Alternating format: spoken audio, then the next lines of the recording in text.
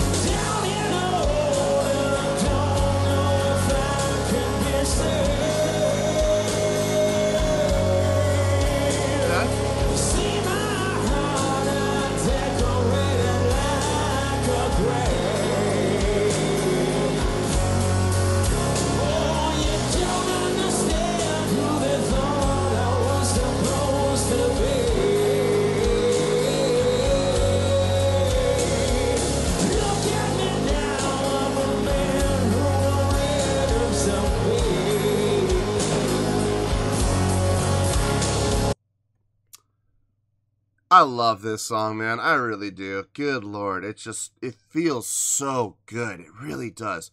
Great groove, great energy within the song. And even though it's a slower song, it was one of the slowest songs on Dirt, but it just, man,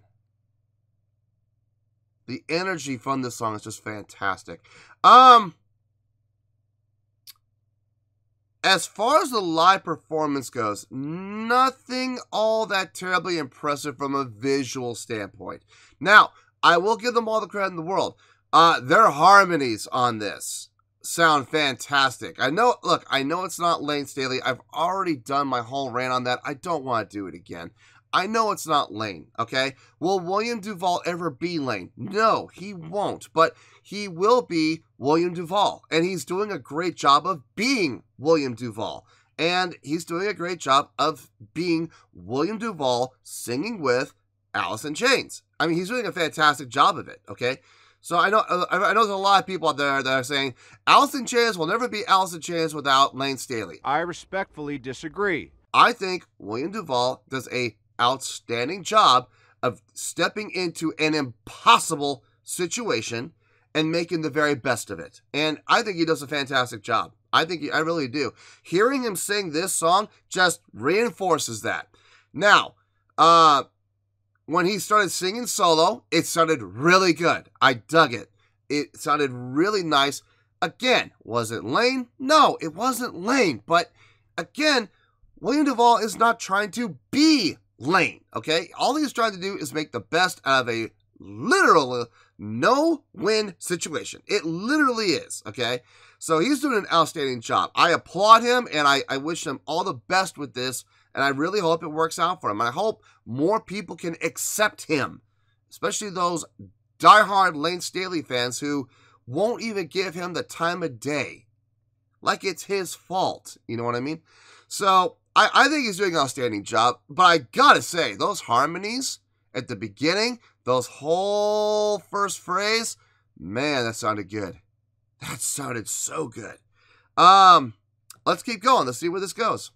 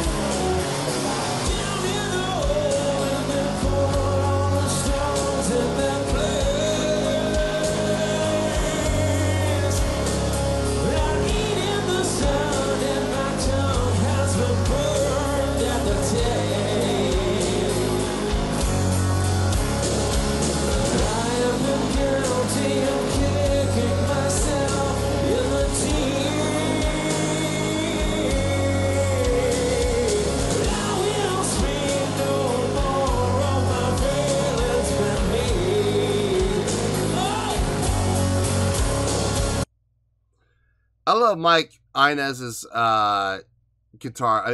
bass tone on this. I really do, man. It is coming through loud and clear. It's got the punch, and it's got some bottom end, it's got some high end, but it's really mid-driven. And normally, I'm not the biggest fan of that. I'm not the biggest fan of bass being mid-driven, but in this situation, it actually works out really well. It helps cut and it helps support what the guitar is doing. I think part of the reason is because William Duvall is playing an acoustic. I think that's part of the reason why I'm digging the bass sound coming from Mike with that mid-driven sound. I think if William Duvall had been playing an electric, I don't know if the mid-driven sound would have worked as much, and I think I would have been looking for more of a smile curve coming out of the bass. But, I mean, in this mix, it sounds fantastic. It really does. Now, don't get me wrong. The bass tone's not all mid. I mean, I can hear a bottom end. I can hear a bottom end, and I can hear a little bit of brightness, so that's good. But it's really punchy in the mid-range. So, I dig it. I dig it in this context. Like I said, don't normally, but in this context, I do. Let's keep going.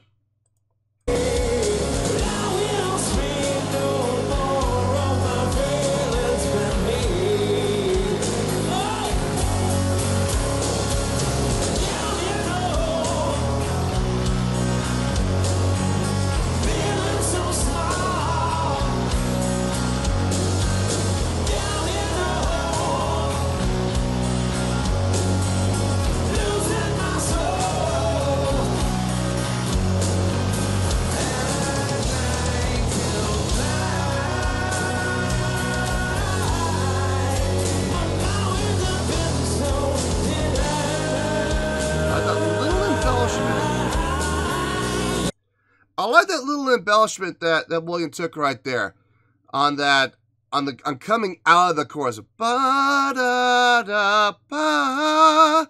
And you heard him on the top note. He took that little embellishment over and then bring it right back down again. That was a nice little touch. Kind of, in a way, kind of making it his own. And I respect that. I respect that, especially in a live situation. Now, if he had done that and it hadn't sound good, if it had sounded like, why did he, don't do that again. If it had sounded like that, I'd be slamming the hell out of him. Because, I mean, look, I'm all in favor of taking chances in a live performance. Just if you're going to do it, make sure it's going to sound good. Because if it doesn't sound good, don't do it again. You know what I mean? Let's keep going.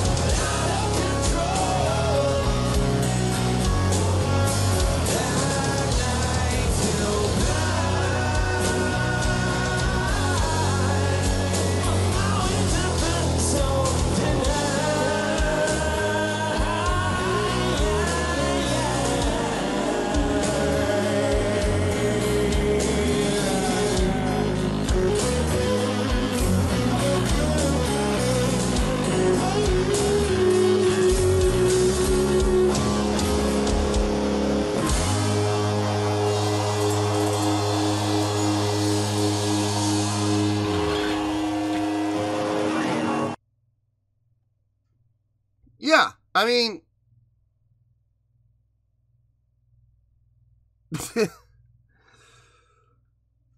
I'm trying to figure out what it is. I know what I want to see. I'm just trying to figure out how to word it.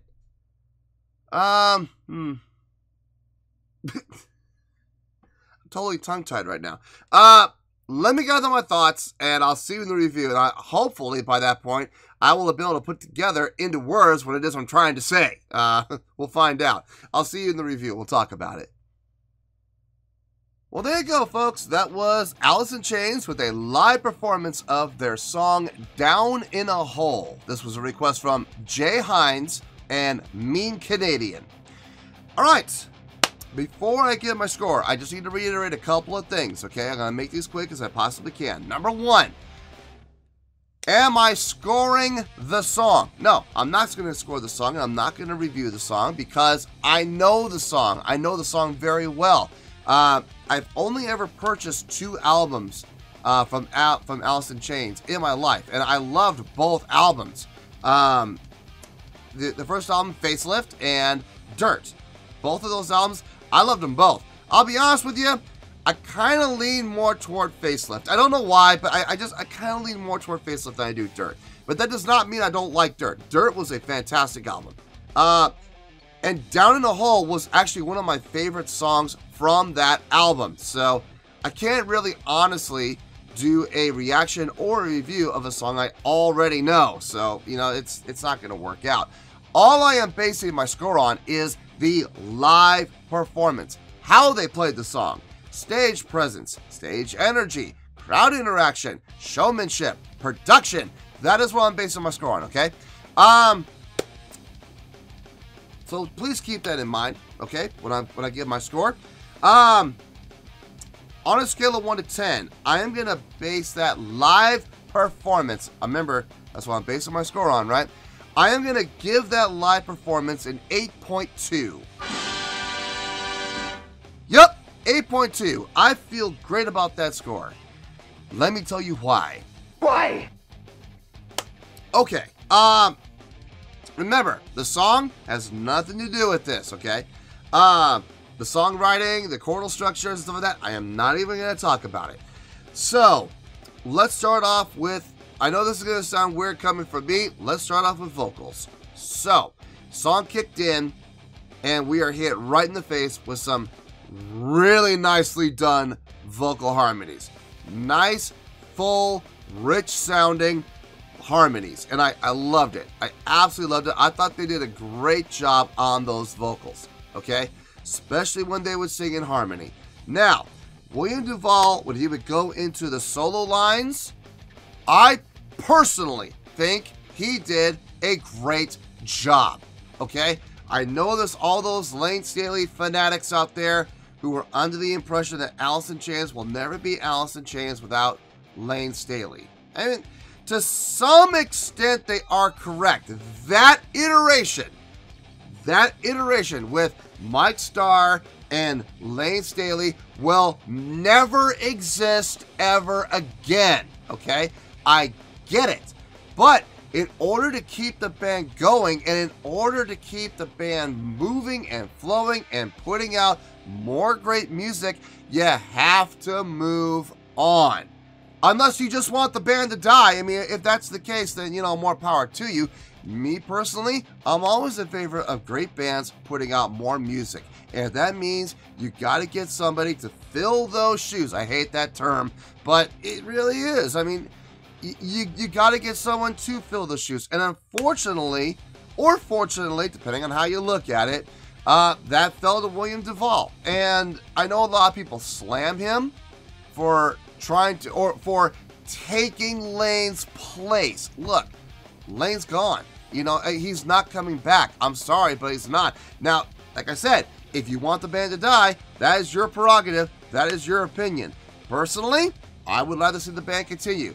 With a new person, sure, why not? As long as the new person does a good job. As long as the new person comes in and does a great job by what he can do. Will he ever be Lane? No. Will he ever sound like Lane? No.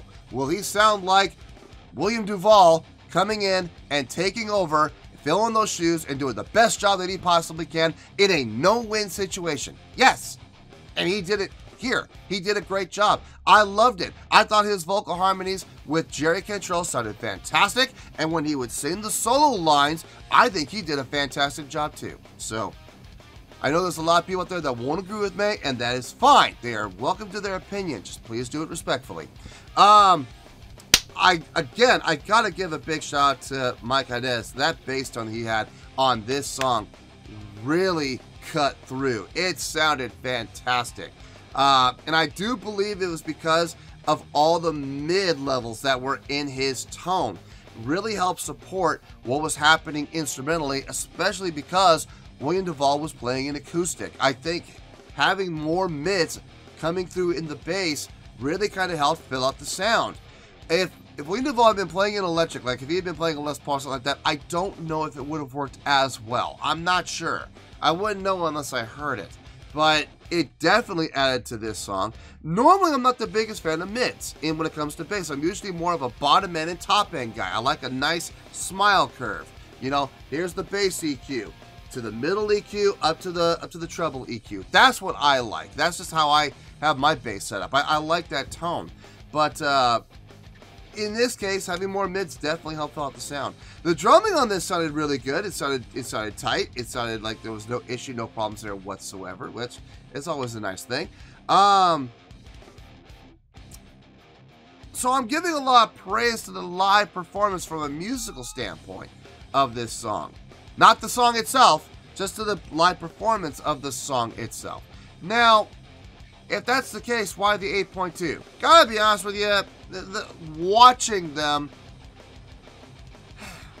here's the thing, it's a slower song, I get it, but I do feel like there could have been more interaction done by other people. Now, I will say, William Duvall, every chance he got, he put his hand up to signal, you know, like, let me hear it, sing along and stuff like that. I saw him do that several times, and that's great. I'm glad he did that.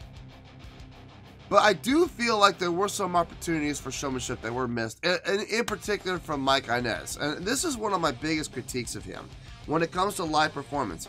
He does move around a little bit, but he never really interacts with the crowd. And I'm confused when it comes to that, because as a bass player, we have the most freedom to be able to do so. We really do. Unless you're Primus, you know, like that, where, you know, that's just to keep his hands on the bass at all times because he's tapping and he's taking over the lead quite often. So it'd be a lot harder for him, but even less interacts with the crowd, doing what he can, facial expressions, moving around, you know, interacting with the crowd with his eyes. You know, if he can't use his hands, he uses his face. And I do feel like Mike Inez quite often misses the boat with that. It's considering the fact that he has probably the most freedom to be able to do these things, and he doesn't. And that's one of my biggest gripes when it comes to him in a live situation. That did kind of bring the score down a little bit, okay, if I'm being honest here. It went from like an 8.5 to like an 8.2, you know? It's not that big of a drop, but it is a drop, and I have to acknowledge it. So, yeah, from a visual standpoint, not a whole lot of production, not a whole lot of visual when it comes to this song. Now, I get it. The song is more about the feel and the emotion and the tone and the message and the lyrics. I get it, but at the same time, you don't go to hear the show, you go to see the show. And that's where I'm coming from on this, you know? It was good. It was a really good live performance. I would dare say great. And that's why we're getting the 8.2, okay? 8.2 is a great score. By definition, remember, 8 is great. 8 point anything, by definition, is classified as a great score. This is getting an 8.2. Yeah, it's on the lower end of the 8s, but it's still an 8. Even an 8.0 is a great score. This is higher than 8.0, so please keep that in mind. So, 8.2, final score, I have spoken. Well, that's going to do it for this edition of Reactions, Reviews, and Rants. Hopefully y'all enjoyed the show. Hopefully I was able to entertain you. If I was able to put a smile on your face and brighten your day, then I did my job, and I'm so glad I could do it. If you did enjoy the show, and you would like to see more videos like this, feel free to join the fan base by clicking on that button down there. Yeah, you know the button I'm talking about. Click on that button, join the fan base, to become one of us. Now, for whatever reason, if you don't feel like clicking on that button, that's okay. I still respect you. Also, if you did enjoy the video, please feel free to give the video a thumbs up. It'll do me a world of good and it will do you absolutely no harm whatsoever. Finally, if you guys do join the fan base, you will find a bell down there that you can click on. By clicking on that bell, it'll keep you up to date on everything happening with this channel, including when new content gets dropped. So, if you want to stay in the know, click on the bell and you'll stay in the know. Well, that's going to do it for the night, folks. Until next time, this is David Heretic signing off, reminding you to stay fabulous and support each other. Later. Peace.